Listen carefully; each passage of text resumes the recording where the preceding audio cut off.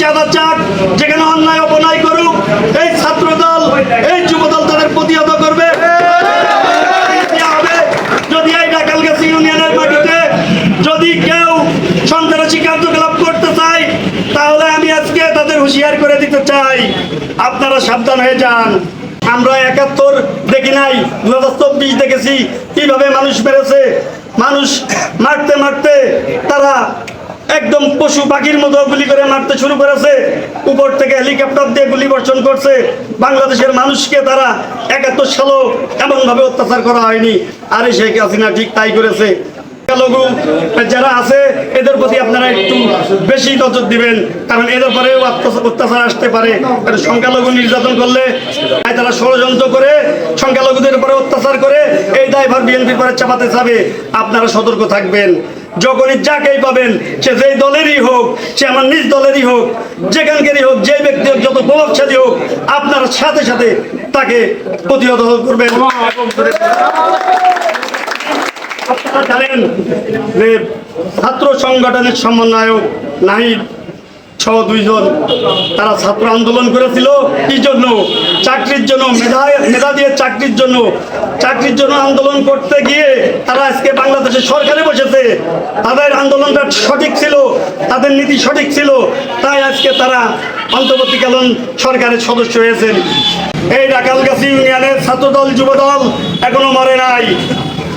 স্বৈরাচারীর বন্দুকের নলের সামনে গিয়ে তারা গণতন্ত্র উদ্ধারের জন্য জানবাজি রেখে যখন দাঁড়িয়ে থাকতে পেরেছে, আন্দোলন করতে পেরেছে, তাহলে আপনাদের মতো দালালদের 5 মিনিটে এই ডাকালগাছি ইউনিয়ন মুক্ত করে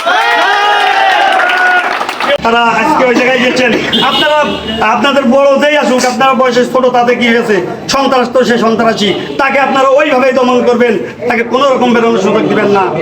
যে উপস্থিতি, এইভাবে প্রত্যেক পাড়া মহল্লায় দুর্গ গড়ে তুলবেন, পারস্পরিক সম্পর্ক রেখে, বেশিরভাগ আমাদের সংখ্যালঘু পরিবারের দিকে নজর রেখে আপনারা চলবেন। আমাদের বাংলাদেশের সাধারণ ছাত্ররা সাহসী ভূমিকা রেখে তারা রাজপথে ঝাঁপিয়ে পড়েছিল।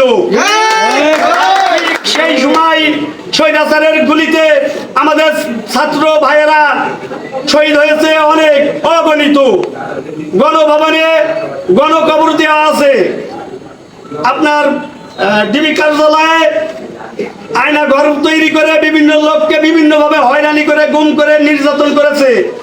তখনও কিন্তু এই দালাল চক্ররা একটু ওদের চোখের পানি আসেনি। আমাদের চোখের কোণে পানি এসেছে, আমাদের বুকে রক্তক্ষরণ হয়েছে।